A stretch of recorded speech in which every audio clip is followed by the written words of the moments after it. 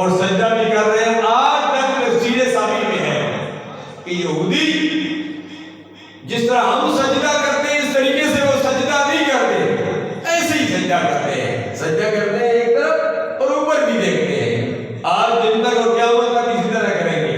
انہیں سجدے کی توفیق ہی نہیں ہوئی. اللہ نے ڈرایا، پھر وہ توبہ کرنے لگے، پھر ان پر پہاڑ نہیں گرایا گیا، اللہ نے ان کو معاف کر دیا، اللہ نے ان سے درگزر کیا. لیکن سجدہ وہ اسی طرح کر رہے ہیں قیامت تک اسی طرح. جو یہود و نصارہ کے قبضے میں ہمارا بیت المقدس فوقہم الطور ورفعنا فوقہم الطور بمیثاقہم. اللہ فرماتا ہے وَقُلْنَا لَهُمْ اسْجُدُوا. اللہ تبارک و تعالیٰ نے انہیں فرمایا کہ سجدہ کرو. پہلے انہوں نے سرکشی کی، اللہ کی کتاب تورات کو نہیں مانا. فرمایا ہم تورات کو اس طریقے سے نہیں مانتے جس طرح ماننے کا حق ہے. فرمایا ہم یہ تو مانتے کہ تورات ہے اللہ کی کتاب ہے، لیکن جو اس میں حکم ہے ہم اس پر عمل نہیں کریں گے، ہم نہیں مانیں گے. موسیٰ علیہ السلام نے بڑا سمجھا. اس نے کہا کہ تورات کو ہم تب مانیں گے جس رب نے تورات تم پر بھیجی ہے اس راز کو ہمیں سامنے دکھا دو.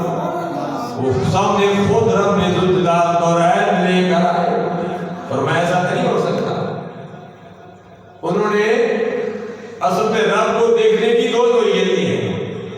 ایک تو دیکھنا ہوتا ہے شوق کی بنا پر، ذوق کی بنا پر، محبت کی بنا پر.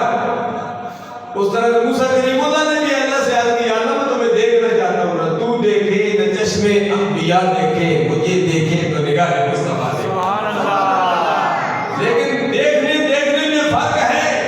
بنی اسرائیل کی ضد کی بنا پر موسیٰ کلیم اللہ کو تنگ کرنے کی وجہ سے کہا جب تک رب خود نہیں آئے گا تورات خود ہمیں نہیں دے گا، اس وقت تک تو ہم اس تورات کو مانتے نہیں.